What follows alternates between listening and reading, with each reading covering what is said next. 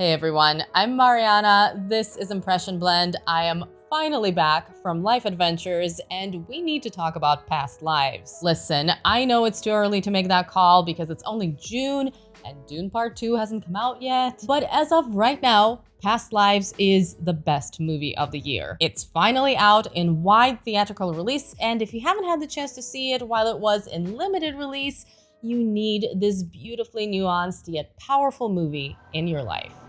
혜성! 와, 너다. This could have easily been your average melodrama that sits right in between kind of cute and cliche. You know the one. We've all seen at least a few of them. Those predictable love triangle movies where a female lead is inevitably torn between her current nice, safe guy who suddenly becomes a lot less nice and the mysteriously exciting other guy who, surprise, turns out to be her real soulmate. Who would have thought? Thankfully, Past Lives is a lot more interesting than that and actually amazing. Two childhood friends, Nora and Hae-sung, are separated when Nora's family leaves South Korea. They don't stay in touch, they follow very different paths. Nora gets married, but many years later, the two reconnect and finally see each other again. None of this is a spoiler, by the way. All of it is in the trailer, and you can literally see them hanging out on the poster, so don't panic. And yes, I know this absolutely sounds like a setup for a love triangle, as unexplored romance definitely hangs in the air, but who will Nora choose is not the driving idea of this film. It's just not that kind of movie, even though on the surface, it might seem like it is. Past Lives is a story about identity and connection to your past just as much as it's, yes, a story about love.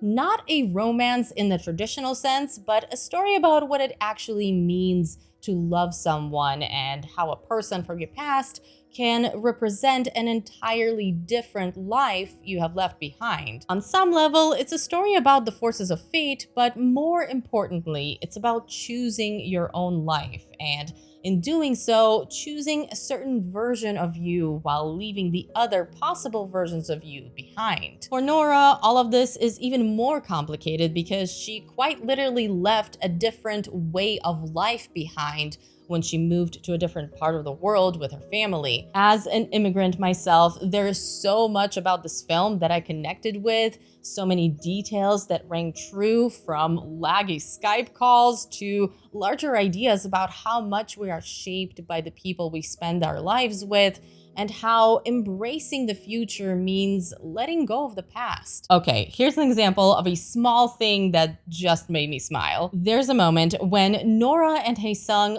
first try to reconnect as adults, and Nora realizes she doesn't know how to type in Korean on her computer. So she not only has to figure out what to say in this weird situation, but also how to physically type it on her computer and what the different layout of keys looks like in a different language. Been there, done that. There are many small details like this one that give the movie so much authenticity, and only someone who has been in a similar situation would know to put this into a film. All that being said though, please don't think you have to be an immigrant to fall in love or understand past lives. The movie is universal, and the beautiful thing about it is that everyone finds their own way to connect to it. For some, it's a quietly devastating story of what ifs, as the characters wonder what their lives would have been like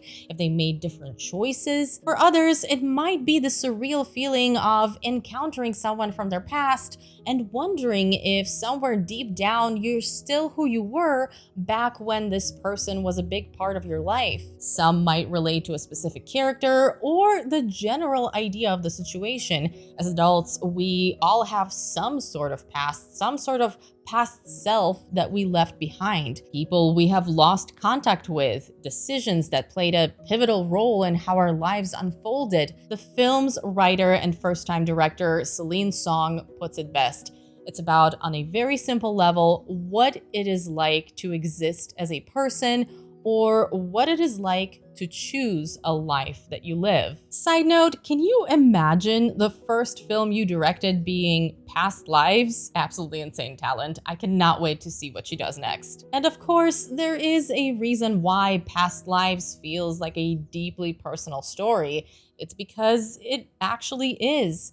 Celine Song drew a lot of inspiration from her own life and has spoken in many interviews about actually finding herself in a very similar situation at one point. The way she tells the story, the way she shows the dynamics between these three characters, the small details she adds, the questions she wants the audience to consider, all of this grounds the film, giving it a refreshing amount of authenticity and maturity. The writing overall is one of the strongest aspects of the film. There isn't a word that's wasted. The structure serves a real purpose. The characters feel like real people. Their actions make sense, and their dialogue actually sounds like something adults would say, with some lines that might haunt you way after the movie is over. What's also interesting is that occasionally the silences say way more than words ever could, and that's on the brilliant actors and the directing. Even when it comes to the scenes where the characters aren't saying much, there is a world of meaning communicated through the eyes and the body language. All of the main actors are wonderful, but Greta Lee in particular is just magical as Nora, and seeing how she navigates different stages of her life, different circumstances, the moments when she quietly questions herself even though she is confident in the choices she made, you just can't take your eyes off her. Meanwhile, from the directing perspective, Celine Song is able to capture the personal tension and ambivalence of everyday life so well. She's even able to make Skype calls look interesting on screen, which is something that's normally incredibly bland and boring in movies. I don't really want to reveal too many details about how this movie unfolds and what makes it so effective, because part of why it's such a powerful experience, despite being a small-scale story, is what details each individual viewer is going to pick up on and respond to. My point is, obviously, that you should go watch this movie and see how you feel about it,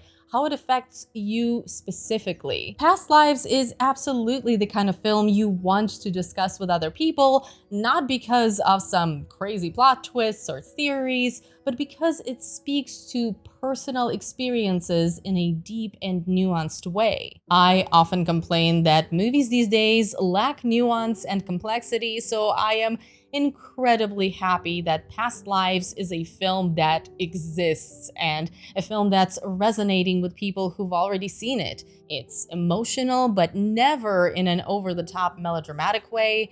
It kind of quietly crushes you, but not in a way that makes you feel empty and sad.